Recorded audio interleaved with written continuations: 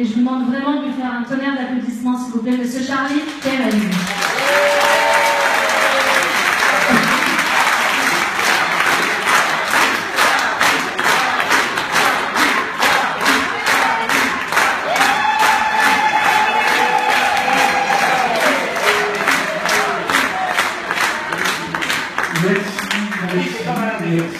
Merci. Alors voilà, Jean-Luc l'a dit. Écoute, à Nogent-sur-Marne, on a une scène très sympathique. Tu veux pas nous faire un petit... Alors j'ai dit, d'accord. Et dès que j'ai dit d'accord, j'ai regretté tout de suite. J'ai dit, quelle galère, je me suis montré. Moi, d'habitude, c'est pour déconner. Je prends mon petit iPhone 6 Plus que mon fils m'a offert. Et je parle avec vous. Et au lieu d'aller voir un psy, je préfère, ça me coûte moins cher. Alors, dès que j'ai vu que ça prenait, que c'était pour de bon, j'ai pris un metteur en scène. Il m'a pris 2000 shekels. Et il m'a dit, je vais t'apprendre à respirer. Je vais t'apprendre à marcher. Je vais muscler ta corps. Oh, je dis ça, quelle droite. J'ai payé 2000 shekels et en plus il voulait d'avance. Et moi, comme un idiot, je lui ai donné. Mais j'ai vu tout de suite que c'est pas du tout ça que j'allais dire. Moi, j'avais envie de vous dire, grandeur nature, comme ça, naturellement, merci de tous vos commentaires. Mais quel kiff je faisais, c'était incroyable. Pour 15 minutes que je vous ai donné, je faisais un kiff pendant 2 jours, 3 jours. Des gens qui m'ont écrit, du Canada, d'Australie. Il y en a une, elle m'a dit, je suis dans le métro à New York et tous les Noirs sont en train de se moquer de moi. Et elle m'a dit, je ris, je pleure, et moi je ne savais pas tout ça. Parce que pendant 40 ans, j'ai appris à fermer ma figure, ma gueule. Pendant 40 ans, j'ai rien dit. Arrête de pleurer.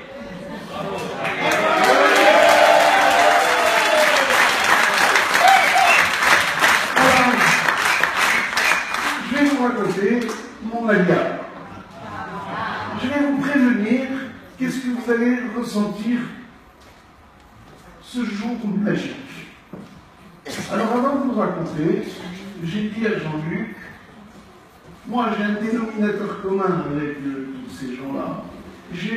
Ce dénominateur commun, c'est l'odeur magique du jasmin et le goût magique de la moutarde. Alors je lui ai dit, tu ne peux pas faire un effort, tu offres pour la première fois. Il m'a dit, ah non, il ne va pas le faire. Il m'a dit, toute cette tzedaka, elle ira au déni. Alors moi, tellement je vous aime, j'ai décidé de vous offrir ce jasmin et cette moutarde.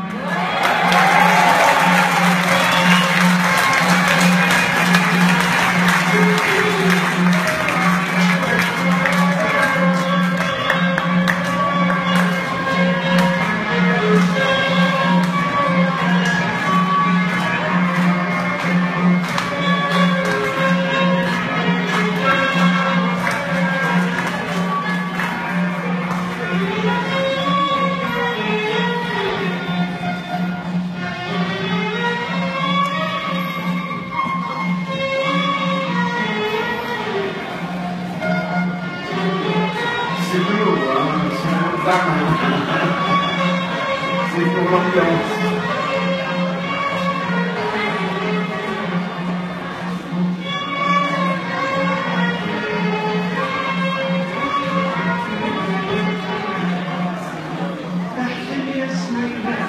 Alors, on va vous distribuer des enveloppes et un stylo que j'ai acheté à Carrefour. Vous voyez, je ne suis pas rancunier. Et vous allez marquer votre nom, votre don et votre numéro de téléphone. Voilà, c'est tout aussi simple. J'ai oublié de vous dire aussi, on dit les riches, les juifs ils sont riches, les juifs ils sont riches, mais depuis qu'il n'y a plus le sentier, il n'y a plus le trousseau, il n'y a plus le CO2, il n'y a plus rien, on était devenus pauvres. Alors, pour ceux qui ont su garder un petit peu d'argent, lâchez-vous, parce que vraiment, c'est une bonne action. Voilà.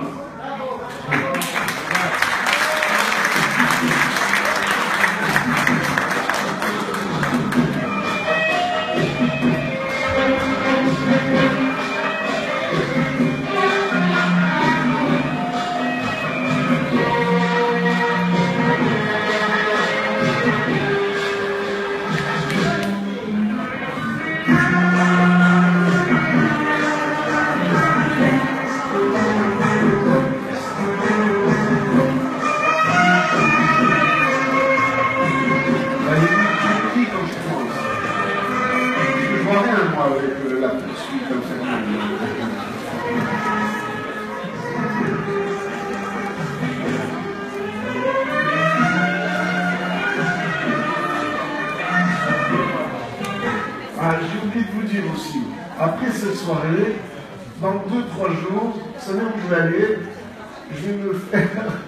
Je vais aller à la Coulette, à l'hôtel jeté. Je vais préparer votre biarritème.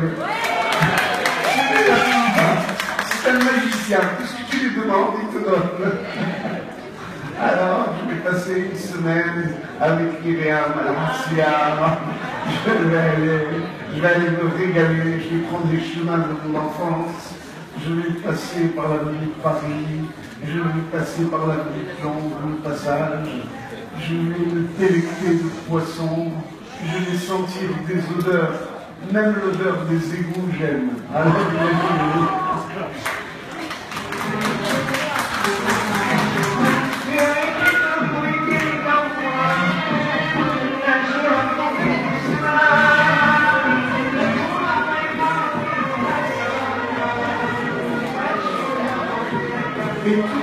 et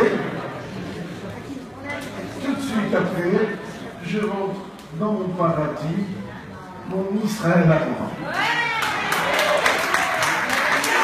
Et quand on dit paradis, je vous assure que c'est un petit mot. Si lointain, c'est une histoire de fou. Après, je vous raconte. Après, je vous raconte une histoire de fou.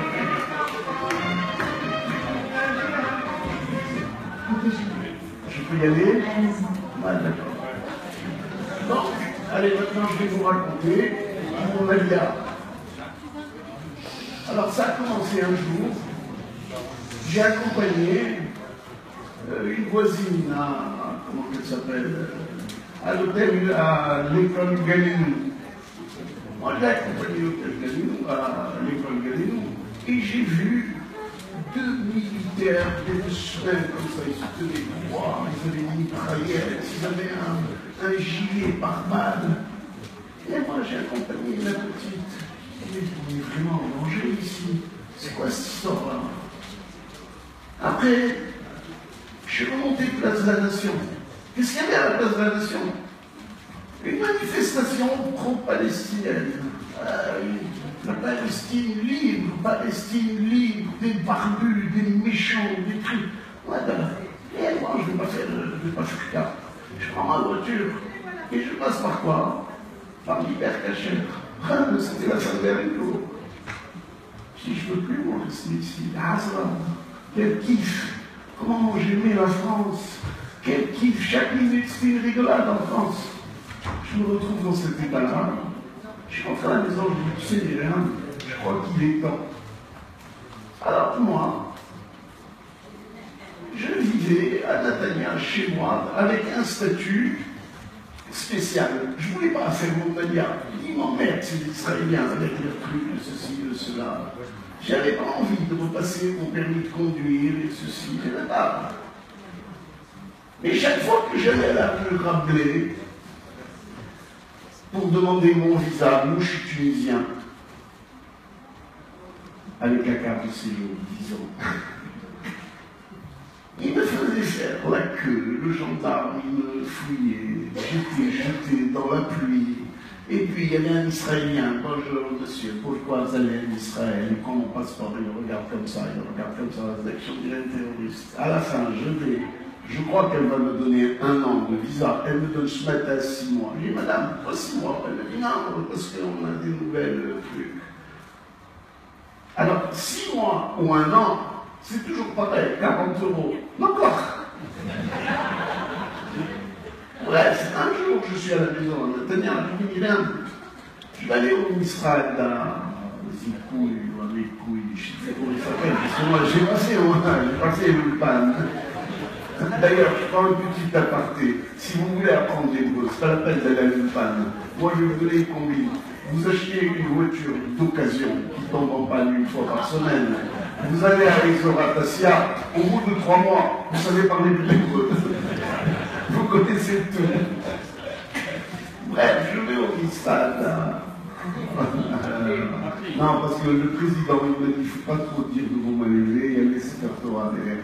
Bon, il y a 2-3 protections derrière. Mais il m'a autorisé à dire 30% de mots mal élevés. J'ai dit bonjour madame, je voulais faire mon alia. Elle me donne un dossier, une date de rendez-vous et des papiers à fournir. Alors les papiers à fournir, c'est quoi? Certificat de judaïcité, un document de non-condamnation casier judiciaire, non apostillé, ils veulent, je ne sais pas pourquoi, mais ils veulent apostiller, un livret de famille, mon passeport, 4 photos, 2-3 documents mineurs. Et alors là, ce que je vais vous raconter, c'est le jour du rendez-vous qu'elle m'a donné. Alors là, je vais vous raconter. Mais je ne vais pas vous mentir, je vais vous raconter texto. Je me réveille à 6 h du matin, je n'ai pas très bien dormi. Je vais faire ma toilette, je me brosse les dents, gypse, blanche, j'insiste. Je mets une belle chemise blanche, pas celle que j'ai achetée à Tunis, à l'Afrique, à 1 dinar et 400 ml de davin. Non, j'ai acheté cher, il m'a pas acheté un gros source. J'ai payé le prix de la chemise blanche. J'ai mis mon pantalon de Shabbat. J'ai mis une belle ceinture Dior imitation. J'ai mis mes chaussures que j'avais cirées la veille. Je crache un peu pour les faire briller un peu plus, ça fait plus cliché. Je suis habillé comme un prince. Je mets un peu mon parfum et je suis prêt. Je mets un espresso en marche. Et la Nespresso, elle fait un peu du bruit, parce qu'elle est d'occasion. Elle fait... Myriam, elle se réveille. Elle me dit bonjour, ça va? Et elle me dit toujours des mots magiques.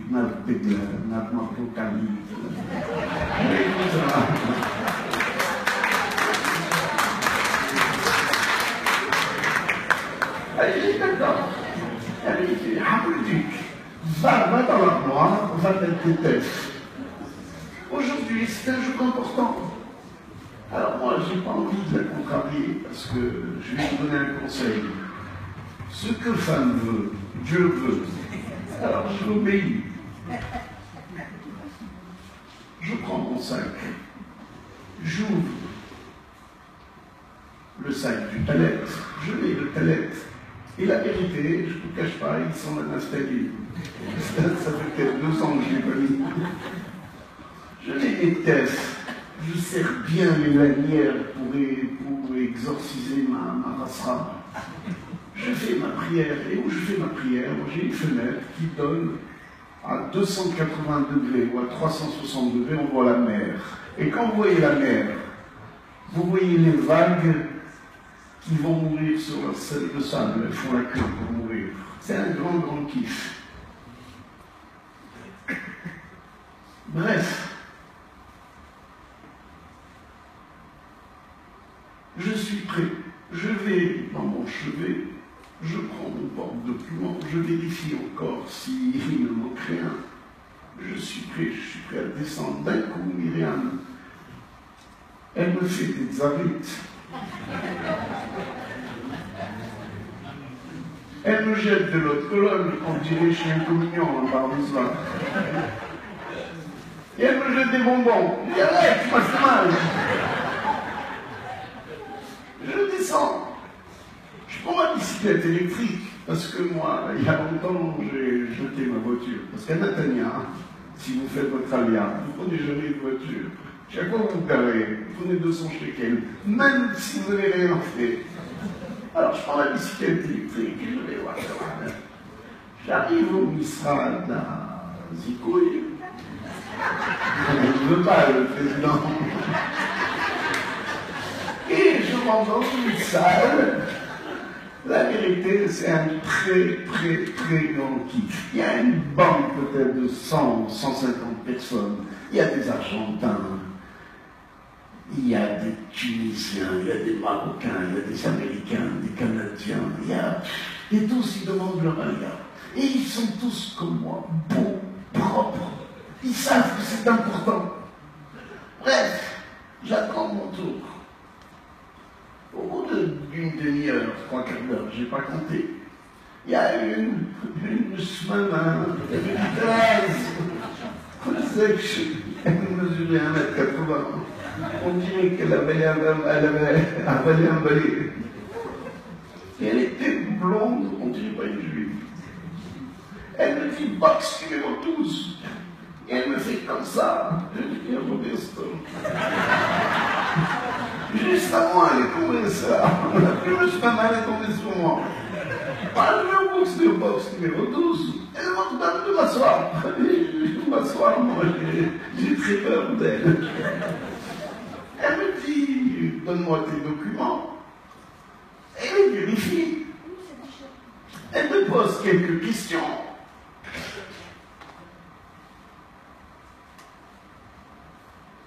Elle prend mon passeport tunisien, elle va chez 5 collègues.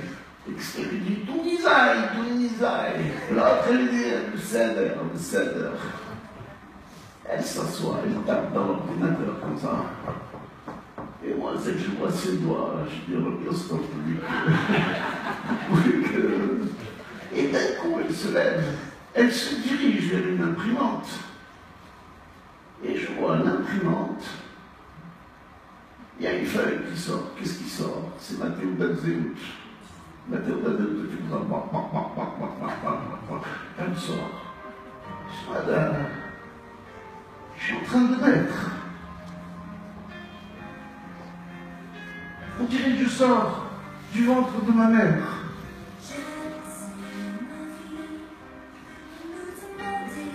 J'ai une trace pas possible. La femme, elle voit que je suis complètement déstabilisé. Ce qu'elle me dit, la méchante, là, elle me dit, Pouba.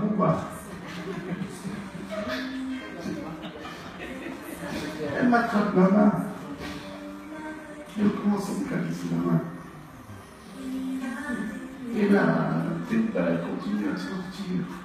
Et ça y est, je suis né une deuxième fois. Elle arrache comme ça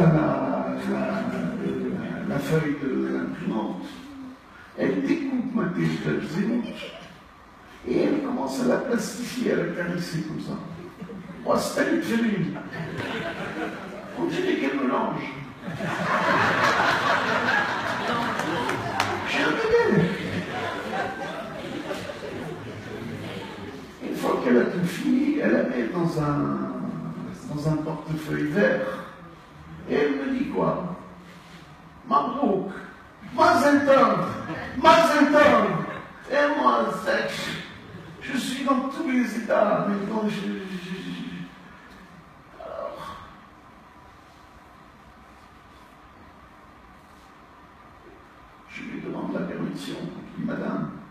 une fakrida. Je veux descendre. Je ne peux plus rester ici, moi. Elle me dit, va, bonne chance. Elle me rend les quelques documents. Et moi, je suis devant ma Théodule, je descends les escaliers et je la regarde. Je dis, c'est pas possible. J'arrive en bas. Je respire un peu d'air et je réalise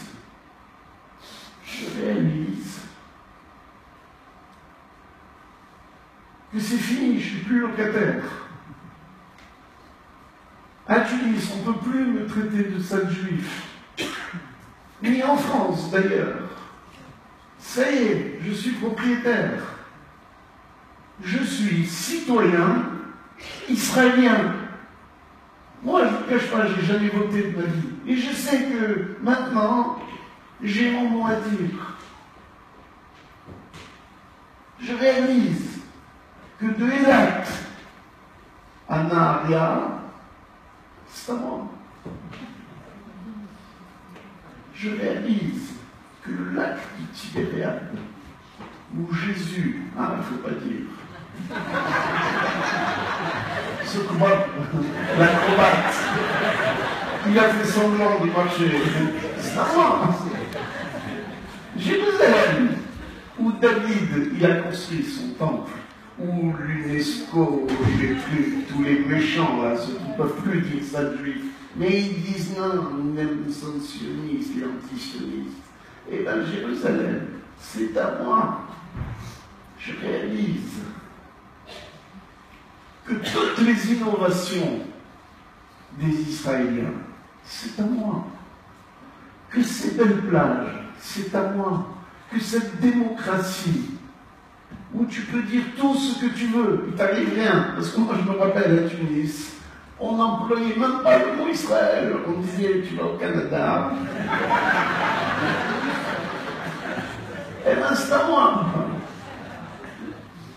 Que cette terre, que c'était un désert, que personne ne voulait, qu'on a vendu le plus beau jardin par Smartebo. Vous allez à Natania, ça déborde, on dirait un verre de bière, vous savez, la mousse, ça déborde de tout, même les poubelles.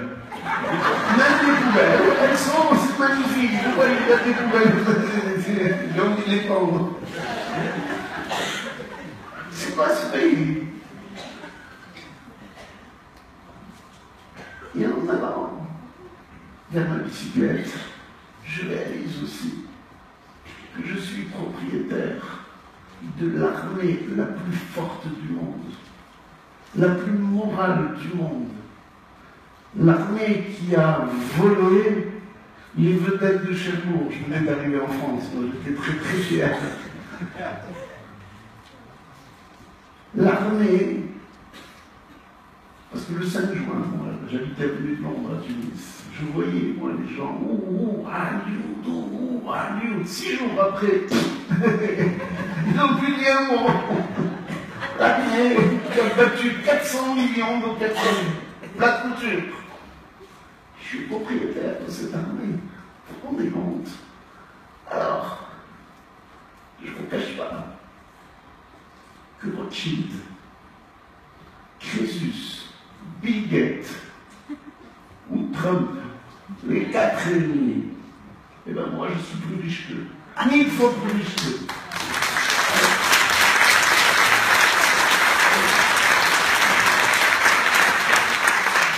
Alors je rentre à la maison. J'ai décidé de devenir un bon citoyen. C'est fini, je n'ai plus les papiers par terre. Je paye mes PV, j'attache ma ceinture. Presque je cherche un policier pour faire rire devant lui que je paye 200 shekels. J'ai envie de participer.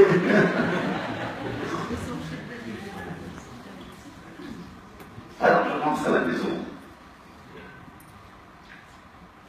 À la maison, il y a Myriam qui m'a préparé un plateau de fricassés.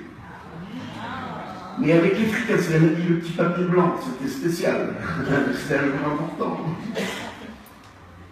Et aussi, elle a mis les olives noires, parce que la dernière fois, elle m'a mis les olives vertes. J'ai dit, tu es folle!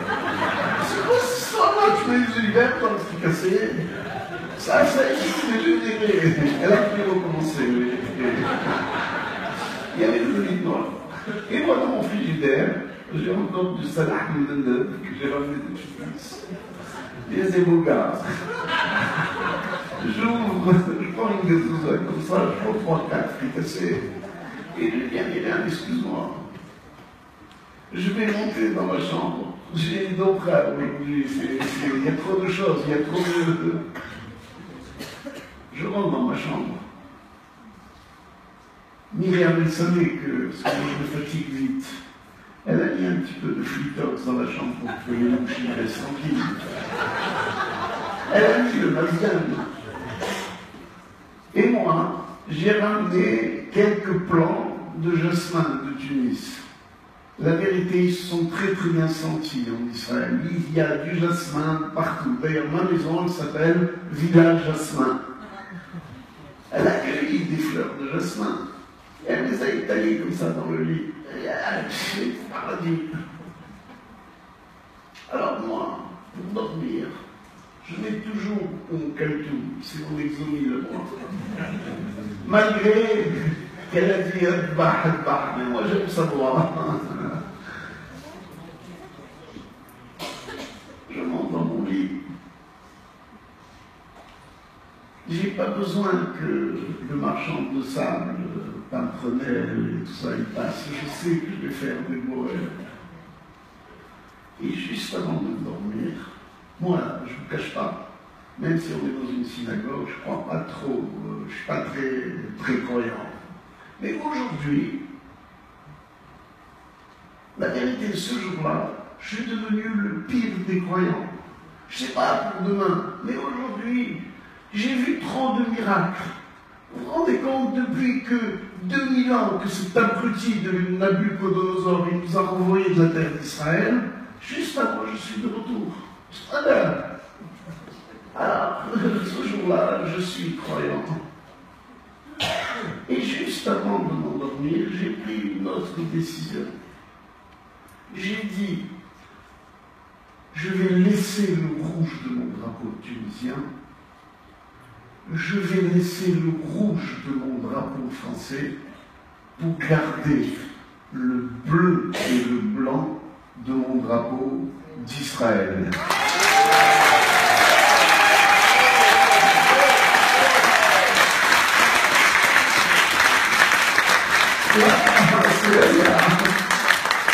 C'était un jour magnifique.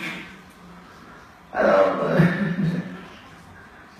je vais vous raconter aussi, puisqu'on est dans le stade des miracles, je vais vous raconter un autre miracle.